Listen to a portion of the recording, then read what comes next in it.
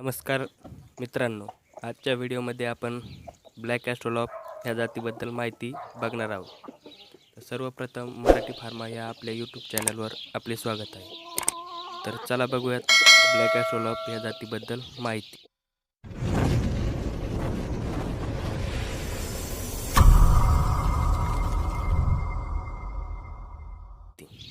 सुरुवातीला महत्त्वाचं म्हणजे ब्लॅक ॲस्ट्रोलॉप नावावरूनच ही जात उगमस्थाने ऑस्ट्रेलिया ह्या देशातून आहे.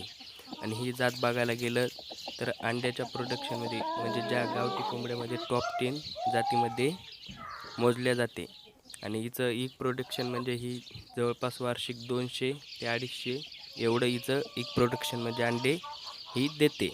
आणि हे अंड्याचं प्रमाण 200 ते 250 तर हे त्याच्या फीडवरती डिपेंड असतं. डबल वातावरण, थंडीचे महिना, उन्हाळा ह्या सगळ्या याच्यावर याचं अंड्याचं प्रोडक्शन हे डिपेंड असतं. त्यामुळे ऑल मॅनेजमेंटमध्ये सगळं व्यवस्थित अशा रीत्यानं धरलं तर मिनिमम अंड्याचा रेट म्हणजे 220 अंडे ही आपल्याला वार्षिक असं देते. आणि तसं बघायला गेलं तर ही कोंबडी 160 दिवसा अंड्यावर येते. म्हणजे जसं की 5 महिन्यामध्ये 5 महिने 10 दिवस 160 दिवसामध्ये ही अंडे द्यायला सुरू करते. आणि 180 दिवसामध्येही 50% ईग प्रोडक्शन होतं. म्हणजे जसे की आपल्याकडे 100 कोंबड्या आहेत तर त्याच्यापैकी 50 कोंबड्या ह्या 180 दिवसात सरासरी अंडे द्यायला चालू करतात. आणि 190 दिवसामध्ये मॅक्झिमम 94% एवढ्या कोंबड्या अंडे द्यायला चालू करतात. म्हणजे 100 कोंबड्यामागे जवळपास 94% कोंबड्या ह्या अंड्यावर येतात 190 दिवसाने. आणि याचं बघायला गेलं अंड्याचा कलर तर अंड्याचा कलर हा भुरा कलर असतो. म्हणजे ब्राऊन कलरचा असा ह्या अंड्याचा ब्लॅक ॲस्ट्रोलॉपच्या अंड्याचा कलर असतो. आणि ह्या अंड्याचं वजन बघायला गेलं एक वेट तर याचं नॉर्मल एक वेट म्हणजे अंड्याचं वजन हे 50 ते 60 ग्रॅम ह्या रेंजमध्ये अंड्याचं वजन असतं.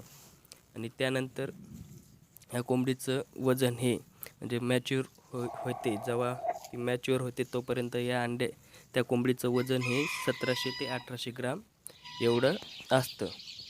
आणि 7 ते 8 महिने तिचं 2 ते 2.8 किलो एवढं वजन असतं. तर शक्यतो जर आपण ही जर कोंबडी अंड्यासाठी ठेवत असाल तर हिचं आपण वजन 5 महिन्यानंतर 1600 ते 1700 एवढं असं राहिलं पाहिजे.